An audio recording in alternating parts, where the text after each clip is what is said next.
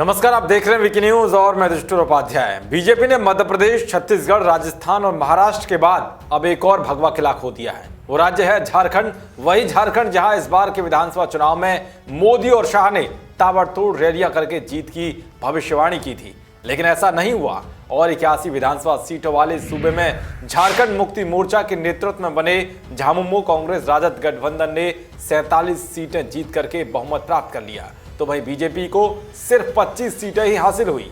यही नहीं बल्कि बीजेपी के मुख्यमंत्री रघुवर दास और पार्टी के प्रदेश अध्यक्ष लक्ष्मण गिलुवा चुनाव हार गए, जो बीजेपी के लिए एक बड़ा झटका भी है। झारखंड विधानसभा चुनाव में बीजेपी के पिछड़ने और पहले से खराब प्रदर्शन के पीछे कई वजह बताई जा रही हैं। जैसे चुनाव प्रचार के दौरान स्थानीय मुद्दों की बजाय राष्ट्रीय मुद्दों को उछालना, गैर आदिवासी सीएम चेहरा और पिछली बार आजसू के साथ पार्टी ने गठबंधन के जरिए चुनाव लड़ा था, लेकिन इस बार वो अकेले चुनावी मैदान में उतरी। इसके अलावा सरयू राय जैसे कद्दावर नेता की बगावत भी बीजेपी का हार का कारण माना जा रहा है। बेशक बीजेपी ने झारखंड खो दिया हो, लेकिन इस हार के बाद भी पार्टी के लिए खुशी की बात भी सामने आई है, जो इस बात की ओर इशारा कर रही है कि बीजेपी का जादू अभी भी बरकरार है।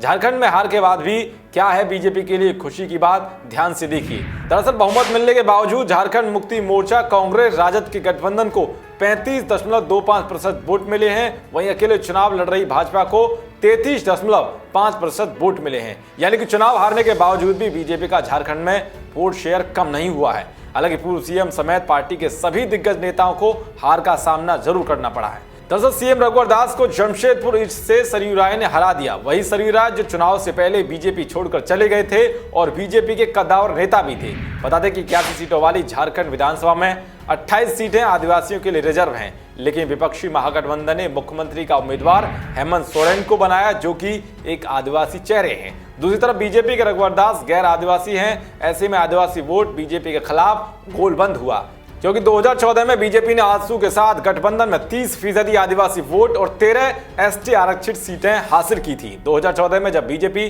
चुनाव में उतरी थी, तब रघुवर दास चुनाव में सीएम पद के लिए बीजेपी का चेहरा नहीं थे, लेकिन इस बार वो मुख्यमंत्री के उम्मीदवार के रूप में बीजेपी की ओर से चेहरा थे, जो बीजेपी के लिए हार का कारण बने। खैर कुछ भी हो, मगर जिस तरह से हार के बावजूद भी बीजेपी के वोट शेयर पर मामूली असर पड़ा है, वो पार्टी के लिए एक अच्छी बात है। देश और दुनिया की तमाम खबरों को पाने के लिए देखते रहिए वीके न्यूज। शुक्रिया।